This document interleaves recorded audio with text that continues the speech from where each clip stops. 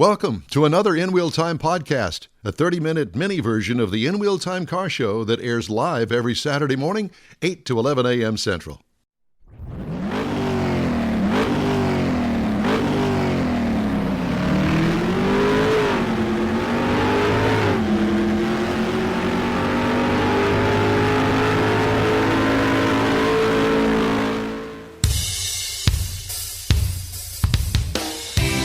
Celebrating 10 years of award-winning car talk, it's the In Wheel Time Show, your weekly go-to all things automotive place. Hi, along with Mike out of This World Mars, King Conrad DeLong, and Jeff Zekin. I'm Don Armstrong. Glad you could join us on this Saturday for our live broadcast. If you're listening on the podcast, this would probably be about Tuesday. When? Tuesday? I don't know. Wednesday? Somewhere in there. However that works. 1, 2, 3. Tuesday. Mm-hmm. This will be the third. No, this will be the start of the fourth. Gosh, would you? This will be Wednesday. Yeah, this will be Wednesday. You want some, don't you? No, I don't. Thank you. You want some of this, don't you? So, yeah, you're gonna try to fill some airspace. Kill the dead air. Okay. Well, we don't have to do that. Well, we can listen to you chew. I know. I'm sorry. So you heard that the semiconductor problem is still creating problems. Huge problems. With manufacturers and actually to the point where they're even talking about messing around with the summer break. You know, most all assembly plants get a couple of weeks off. That's all done. Model change, get a couple of weeks retooling. Off now that's going to be, an entire month off because they don't have enough chips to build what they want. It used to be 2 weeks. Yeah, and Ford is still building what they can and parking it in the back lot, and then when the chips come in, they've built them to a point, and then all they have to do is go out and put the chips in. And let the chips fall where they may. Chips and salsa, right? Yeah, the government needs to stay out of that business. They need to just butt out. So, did you watch the F1 race a couple of weeks ago? Yes. It truly looks like Honda may have an engine that's going to be competitive with Mercedes. Mercedes has been so dominant in F1, and Honda's been out kind of bragging about we're going to challenge Mercedes this year. Mercedes has a hybrid. They've got the hybrid motor. Well, they all have. They're all a hybrid. They all have an electric boost. Yeah, they're proud of it, and there's more advertising. But Mercedes has been so dominant for so many years. So, and this is Honda's last year in Formula One, and then the engine package and everything that they're building, they're going to give to Red Bull, and they're going to call it a Red Bull engine. There you go. A Red Bull engine? Well, yeah, because Red Bull has wings. That's their primary. That's their primary engine provider is Honda. Are you familiar with the big Ole 1969 Ford Bronco race truck that Parnelli Jones raced 50 years ago? Ole or Ollie? Yeah, that's at Mecum right now. The Which truck is going on right now. Well, it's going to be dumped on May the 14th through the 22nd, I think. Well, Mecum always does that. They always have one of their premier cars will travel a few of the auctions ahead of time to build create the build up and the enthusiasm for it. But if you go to Mecum and watch the Mecum show on which the Houston show's live right now, or it doesn't start till 12:30. Yeah, it's today. They actually waited on Saturday till after our show before they started. That was nice of them. Yesterday it was on at 6 o'clock, 6 p.m. I think was yesterday.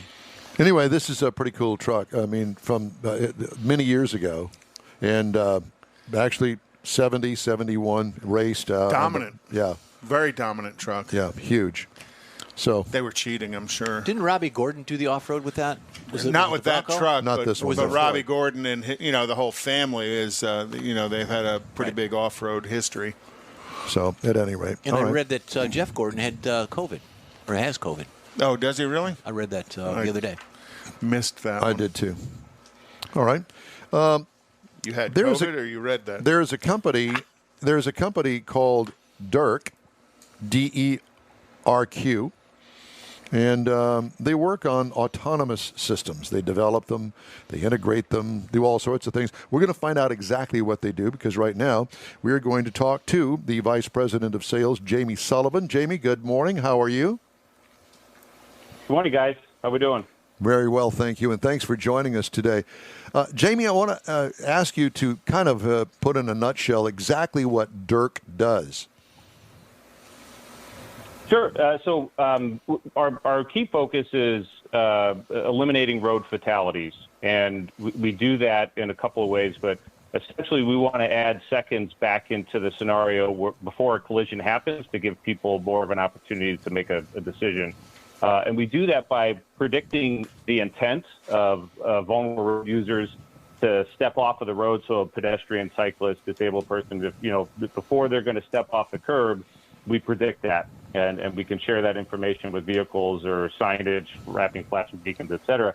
And then we also combine different views of sensors like video and radar and things like that to get a comprehensive view to get lower false positives, higher accuracy, better data, so we don't make mistakes. And we do that, using artificial intelligence and machine learning and all those, great technology buzzwords of the day to kind of solve these things. And we have a really smart group of, PhDs and engineers working on this stuff. I mean, I joke, I have a master's degree and I'm the dumbest guy in the company. So I've got some really smart data scientists working on this stuff. So your company is kind of an integration company is what they are. So really, we're actually we're a software company. Yes. So we're that underlying software that's going to do. So if you think about all the new cars that are coming out with all the great sensors on them that can detect, whether you're in the right lane or you're going to run into a brick wall or those kinds of things. So that's all onboard perception. So what DERQ does is all the offboard perception where vehicles can't see. Vehicles can't see around other vehicles, can't see around corners, can't predict, things that are happening off of the roadway. That's what DERQ does. And then DERQ shares that information with vehicles and other systems to help avoid these collisions. And then we do the analytics to help study these environments to provide, a safety component that will help cities and DOTs to understand, do they have a safety problem here and what should they do about it? So are you employed by car manufacturers? So we work with, OEMs. We work with engineering companies. We work with cities and state DOTs, distributors. There's lots of different folks that are starting to tackle this. There's no federal mandate for smart infrastructure in this country. There's some infrastructure legislation on the table today, but right now there's currently no mandate for smart infrastructure. So we're trying to feel all this stuff out to understand what's the best solution to technology to solve these problems. Yeah, we've kind of figured out that smart and politics is an oxymoron, but we'll worry about that another day. Yeah. So what is the number? I'm sorry, go ahead. No, go ahead. I was going to ask, so what is the number one thing that you guys are working on this week?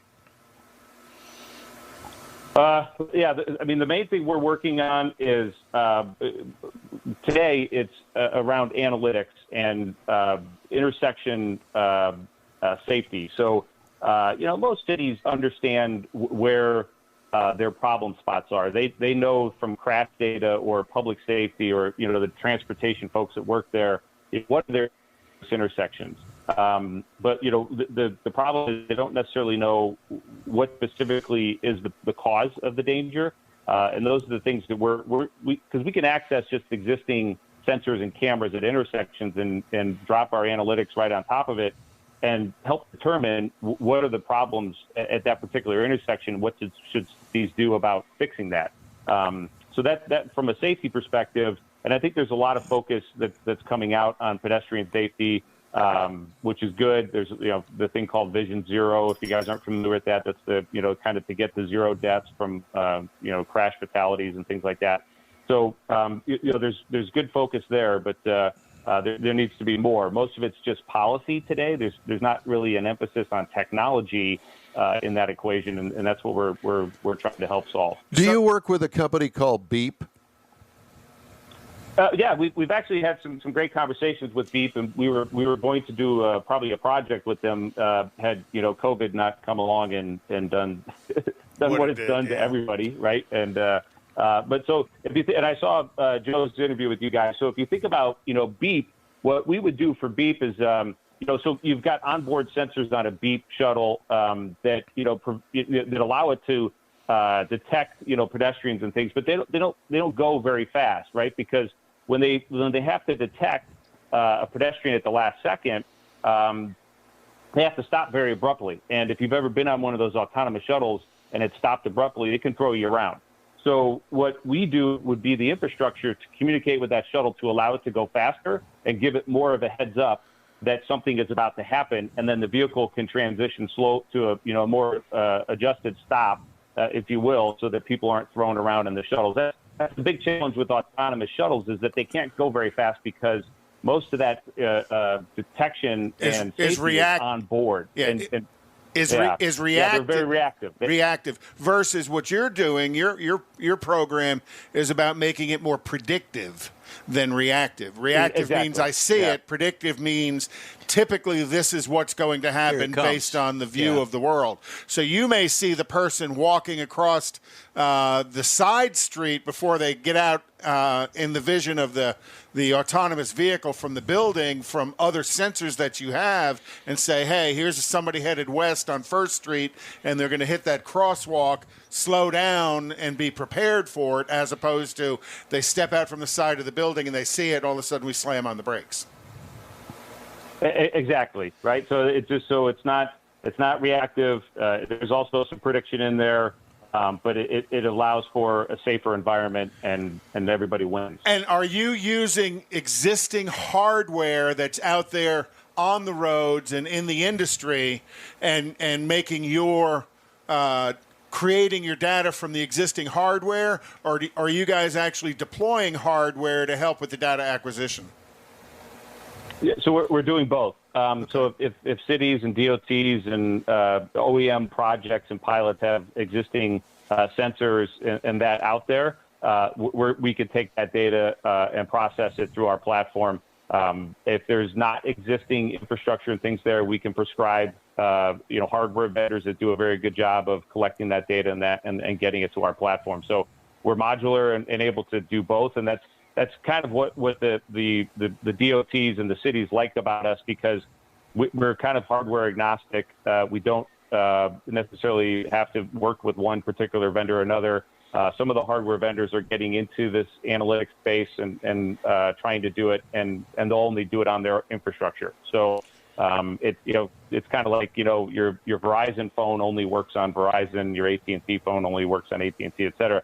So the goal is to get universal, because if we're going to achieve true autonomy at some point, there can't be hardware silos. So are you also working inter-vehicle communication? Because I know that's got to be one of the next steps about autonomy, is car A has to talk to car B to help it determine what's going on and who's moving at what speed, and as they're coming together. And I know kind of there's a little bit of that going on, but not quite enough. And then your problem is with the guy with the 1974 car that isn't on the net, and how do you deal with them? So are you developing that componentry to get that inter-vehicle communication going on as well? Yeah, so we're strictly the vehicle to infrastructure. So we'll tell car A and car B to be aware of each other, that they could potentially be in a collision scenario, predicting their trajectory and direction and those kinds of things. But car A and car B, they'll communicate with each other through some standards and some directive from the automotives.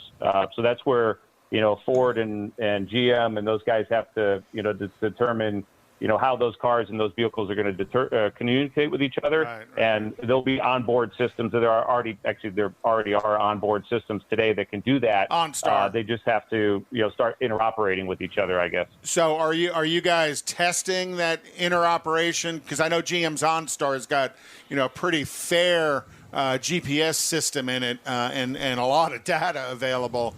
Are they giving you access to that to see how you can integrate it into your predictive analysis? So there are some standards about safety messages and that we can just send to the automotives already today. So, and that's really all the data that they want. They're doing most of what they're trying to do from a safety perspective, within the vehicle, because they can control that, right? So they can't control the infrastructure and the environment around them. So what they can control, that's their main focus. And then we've just become an ancillary data source for them to create an even safer environment for that vehicle as you start to think about, computers and humans interacting with each other to really get to that true autonomy. Those vehicles need to, take as many data sources as they potentially can. And then really what we also offer is redundancy to the onboard systems as well, because you'd much rather have two eyes or two sets of eyes looking at it than one. So do you anticipate DERQ being part of possibly crash analysis as well, and with that you become part of the litigation and point of discovery for whichever side of the attorneys want to collect your data? Yeah. So we have that ability. We could do crash detection. We could do it real time. We could provide that data. The challenge is whether government wants it. There's all sorts of privacy concerns and things like that. The insurance companies would love to have it. The lawyers would love to have it. The cities don't want it today because they don't want to answer the phone every time there's a crash at one of their intersections and have to say, answer, hey, I want that video from, this particular incident because it exonerates my client or, defines fault or liability. The problem is cities don't have the resources to do that. But there's a great article that Bloomberg did about some of this, infrastructure legislation that's coming down the pipe, that if you do actually sell that data, you could actually pay for a lot of infrastructure by selling the data that's out there today that would make sense. It's a revenue stream. So. We need more infrastructure. Well, yeah, that was kind of where I was headed with it is, it would be, to give it for free would be fruitless, but if they charge to give that data out, all of a sudden, there's a value to it and they start a new revenue stream. Now, is DERQ pretty much built around safety, accident avoidance, pedestrian accident avoidance, or are you also going to try and help these cities with traffic flow itself, because the traffic flow tends to lead to the safety issues, and if you guys through your data can say, hey, this on-ramp 200 feet from this off-ramp's dumb, close that on-ramp and let's see what happens. Yeah, absolutely. So we're focused on, safety, planning, and economic development. So to your point, is a bus stop in the right place or is it in the wrong place because of safety? Right. Do people have to cross the middle of in the middle block instead of using a crosswalk to get to that bus stop? Right. So that's a planning and safety issue all in one. And in traffic flow, how are we seeing merges and those kinds of, where's things, traffic problems coming from? Yes, absolutely. And then even economic development. So, identifying the types of trucks and cars and types of vehicles that are coming through different areas, doing, counts of those types of vehicles to determine, should there be some economic growth in this area? Should there be more restaurants and coffee shops and gas stations, et cetera, et cetera? There's enough Starbucks there's lots of opportunity to sell that data. Yeah, there's enough Starbucks out there. We got them on every corner here in Houston. For the electrical plug for the electrical vehicles, too. Yeah.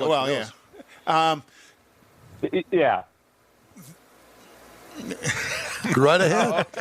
I'm on board. Well, so in your view of 10 years from now, do you see it being maybe a little bit of and I'm going to go with a bad analogy, but it's the only one I can think of, the George Jetson world where the autonomous vehicles have lane access that non-autonomous vehicles don't have, and that lane access is, for lack of a better way to say it, controlled by DERQ because you understand traffic flow, traffic safety, autonomous vehicle operation, and then people will get to move better in those autonomous lanes than the goober with his 74 model Fiat Panda. Goober again. Yeah. I think the goal is that you're going to have some type of isolation between autonomous vehicles and human driven, right? So computers and humans can't figure out and guess what the other is going to do. Maybe a computer can guess a little bit more what a human can do, but maybe not the other way around. But so there's a challenge of how do you interact, and I think the short term philosophies around this are you know what, you build designated zones of just autonomous only in more densely packed, densely crowded parts of city, and it eventually turns into public transit is really what it is. It's another alternative form of public transit. Yeah. Or like so maybe where buses and trains, you know, are more expensive to deploy, you know, maybe you use Beep and those types of autonomous shuttles to move people more first mile, last mile types of which are more spaces. Flexible in routing. Because trains aren't and flexible. I think in some cities they're learning this, where you know, they could do, you know, an Uber has taught, you know, a lot of people about, you know, people are willing to pay, you know, custom pricing to get, you know, from point A to point B. And I think the shuttle and transit companies are learning this too, that they can now start, you know, taking your mass transit authority buses and you know, they're smaller shuttles now, but you might see them in your suburban neighborhood as opposed to in a more downtown area. That'll take them out of the neighborhood and take them to a railhead where they can move on trains as well. Interesting. Or I could even see another changing autonomous driving vehicles, because I'm visualizing an HOV type thing to where, you know, coming down the Katy Freeway, here's a lane. Right. It's built dedicated, so it's got all the markings that the vehicle can recognize. Well, even downtown, if downtown proper, Central Business District, they've got lanes for buses, although the buses are not autonomous, they're driven. Right. And then they also have bike lanes too that are designated. So let's introduce human-ridden bicycles around all these autonomous vehicles. I'm just saying that see how good DERQ is about predicting stupidity. They're already segregating lanes. Is what I'm saying. Right. But then, you know, but the idea of saying, okay, I've got a kind of a neighborhood type setup. Now I can go to your railhead, which is going to take me downtown on a certain autonomous vehicle setup, and then I can change over and get around downtown. Right. I think that's what he was talking about. First mile, last mile. Right. And then, I can see tying them together. So but that's going to be the key, is the transition. So where is your biggest customers right now? And customers might not be the right phrase, but where are you most active with DERQ nationwide right now? So there's some great things going on in Michigan and Ohio. Some things going on in Nevada, California. We hope to be in Texas and Arizona here soon. And so as you think about cities that want to, you know, there's this race for cities to attract, you know, jobs and people. And, you know, the cities that are trying to do their best to attract companies, you know, Texas has got a good, you know, a bonus of a low company tax incentive right now. So you got a lot of companies moving there. But so, you know, you want to incentivize people to move to your specific cities. So, you know, a lot of that is going to be for those cities that are going to be aggressive about introducing new technologies.